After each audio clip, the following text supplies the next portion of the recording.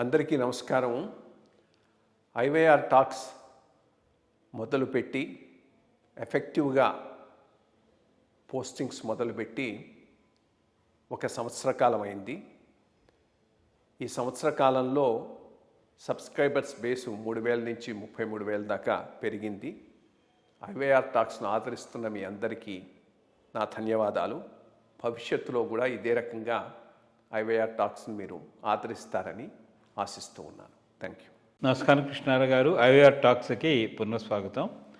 ఇప్పుడు university grants commission దేశంలో ఉండే అన్ని యూనివర్సిటీస్ని మీ కాలేజెస్కి గైడ్లైన్స్ ఇచ్చి ముందర తీసుకెళ్ళేటువంటి దాంట్లో ఒక రూల్ ఉంది. ఎక్కడే ఈ minority SC ST BC categories వాళ్ళ మీద ఏదైనా ఒక ఇది వస్తే వాళ్ళ మీద ఎవరిదైతే ఏదో చేసుకున్నారు అని ఈ చర్య తీసుకోవచ్చు అని చెప్పేసి ఇది ఉంది. మిగిలిన కమ్యూనిటీస్కి క్యాస్ట్కి లేదని చెప్పే దాని మీద మిగిలిన వాళ్ళందరూ ఇది చేసి సుప్రీంకోర్టుకి వెళ్ళి మరి వాళ్ళకు కూడాను అట్లాంటి సేమ్ ఇది ఉండాలి కదా, లెవెల్ ప్లేయింగ్ అంటే లెవెల్ ప్లేయింగ్ అని కాదు, వాళ్ళు కూడా సేమ్ అదే న్యాయం జరగాలి కదా అనే ఉద్దేశంతో వాళ్ళు వెళ్తే అది సుప్రీంకోర్టు స్టే అనేది ఇచ్చింది.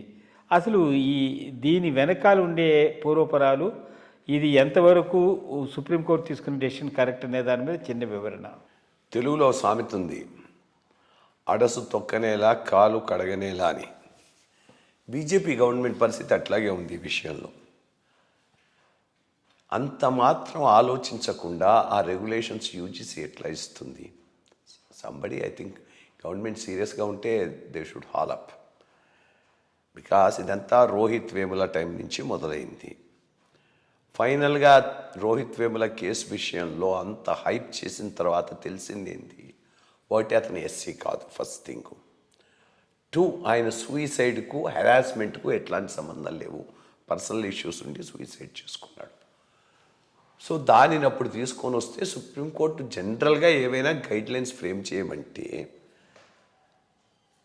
దానిని స్పెసిఫిక్గా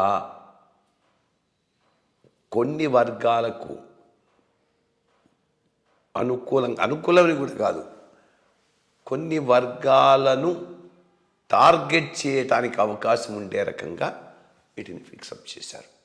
చాలా చాలా హారిబుల్ రెగ్యులేషన్స్ అవి. ఏ రెగ్యులేషన్ అయినా మనం ఫామ్ చేసేటప్పుడు దీనిని మిస్యూజ్ చేసే అవకాశం ఎంత ఎక్కువ ఉంటుందనేది ఫస్ట్ మనం చూసుకోవాల్సినటువంటిది ఉంటుంది. అదొకటి. రెండోది, ఎప్పుడైనా కానీ ఇంటగ్రేషన్ కోసం పనిచేయాలి కానీ డివిజన్ కోసం కాదు.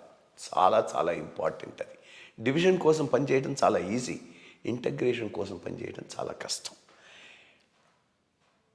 ఉన్న క్యాంపస్లోని పీస్ఫుల్నెస్ను, శాంతిని కావాలని భంగం చేసినట్టుగా ఈ రెగ్యులేషన్ను తీసుకొని రావటం జరిగింది. ఎందుకనంటే మనమే చెప్తాను, 1972 సిరోజుబులి గవర్నమెంట్ కాలేజీకి వెళ్ళాం. అప్పటికే బీసీ రిజర్వేషను, ఎస్సీ రిజర్వేషను రావటంతో మొత్తం 150-200 స్టూడెంట్స్ ఉంటే ఫేర్ రిప్రజెంటేషన్ ఆల్మోస్ట్ ఆల్ అన్నీ కలుపుకొని about 60% SC ST BCs minorities, 40% general. ఎక్కడైనా ఎవడైనా కానీ కాస్ట్ బేస్డ్ కానీ కమ్యూనిటీ బేస్డ్ కానీ డిస్క్రిమినేషన్ ఫీల్ అయినాడా? లేదు. కలిసి ఉన్నాము. యాక్చువల్గా దాని మీద లైఫ్ లాంగ్ రిలేషన్షిప్స్ను బిల్డ్ చేసుకున్నాం. అటువంటి పరిస్థితి కోసం ఏం చేయాల్సిన చోట నువ్వు సైలోస్గా చూడటం మొదలెడితే లేని ఐడెంటిటీ వాళ్ళకి కల్పించినట్టు అవుతుంది. ఇన్ఫ్యాక్ట్ నేను దానిని ఒక ఎగ్జాంపుల్గా చెబుతూ, ఈ BC hostel, SC hostel, SC హాస్టల్ని పెట్టడం కరెక్ట్ కాదు. మీరు రిజర్వేషన్స్ ఇవ్వండి, దాంట్లో ఏమీ తప్పు లేదు. పొలిటికల్గా ఏ లెవెల్లో రిజర్వేషన్ దలుచుకుంటే ఆ లెవెల్లో ఇచ్చేయండి. బట్ పెట్టేటటువంటి ఇన్స్టిట్యూషన్స్ కంబైన్డ్ ఇన్స్టిట్యూషన్స్గా పెట్టండి. అప్పుడే బ్రాడనింగ్ ఆఫ్ మైండ్ ఉంటుంది. The whole idea of education is broadening. BC residential schools, SC residential schools, minority residential schools అని పెడితే వాడి అక్కడ ఇంటరాక్షనే చాలా లిమిట్ అయిపోతుంది. Narrow view of society develop అవుతుంది. అది సమాజానికి మంచిది కాదని ఆ రోజుల్లో చెప్పాను. దాన్ని యాక్చువల్గా ఇప్పుడు తెలంగాణలో వాళ్ళు పాటిస్తూ ఉన్నాడు, ఇంటగ్రేటెడ్ రెసిడెన్షియల్ స్కూల్స్ అని పెట్టి. అక్కడ ఇప్పుడు ఏం చెప్పారు, యూసీసీలో కాస్ట్ బేస్డ్ హాస్టల్స్ పెట్టమంటున్నారు. ఏమైనా సెన్స్ అయినా ఉండాలి అట్లా సజెస్ట్ చేయడానికి. సో గుడ్ దీనిని చేయటం. ఇక్కడ మోస్ట్ అన్ఫార్చునేట్ థింగ్ భారతదేశంలో ఏంది అంటే కాస్ట్ బూచిని, కుల బూచిని చూపెట్టి డివిజన్స్ కోసం ప్రయత్నం చేసే సూడో ఇంటలెక్చువల్స్ చాలామంది తయారైనారు. వాడికి అవగాహన లేదు.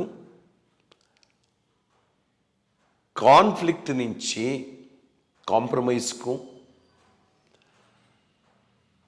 కాన్ఫ్లిక్ట్ నుంచి సయోధ్యతకు ప్రయత్నం చేయడం వాడికి చేత కాదు.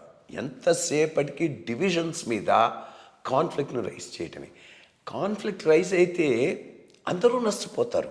ఏదో దీనివల్ల నెంబర్ ఎక్కువ ఉంది కదా అని బీసీలు ఎస్సీలు గెయిన్ అయ్యేది ఉండదు, ఓసీలు లూజ్ అయ్యేది లేదు, వాళ్ళు గెయిన్ అయ్యేది లేదు, వీళ్ళు లూజ్ అయ్యేది లేదు. రెండోది, ఈరోజు క్యాంపస్ల యొక్క స్వరూపాలే మారిపోయినాయి. ప్రతి చోట సబ్స్టాన్షియల్ రిజర్వేషన్ ఉంది, ఫుల్గా యూటిలైజ్ అవుతూ ఉన్నది. సో ఒక క్యాంపస్లో 100 మంది ఉన్నారంటే ఎనీ డే ఓ 50-60 are from minority reserved communities, SC ST బీసీలే ఉంటున్నారు. 60% ఉన్న పాపులేషన్ మేము డిస్క్రిమినేట్ అగేన్స్ట్ అని నేను అంటానికి కూడా అర్థం లేదు. సో ఎటు తిరిగి it was a good decision by the supreme court. But అసలు ముందే జరిగి ఉండాల్సింది కాదు. అందుకు మాత్రం యూజ్ చేసింది మనం తప్పట్టాల్సి. నమస్కారం, బాగా మంచి వివరణ ఇచ్చారు. Thank you.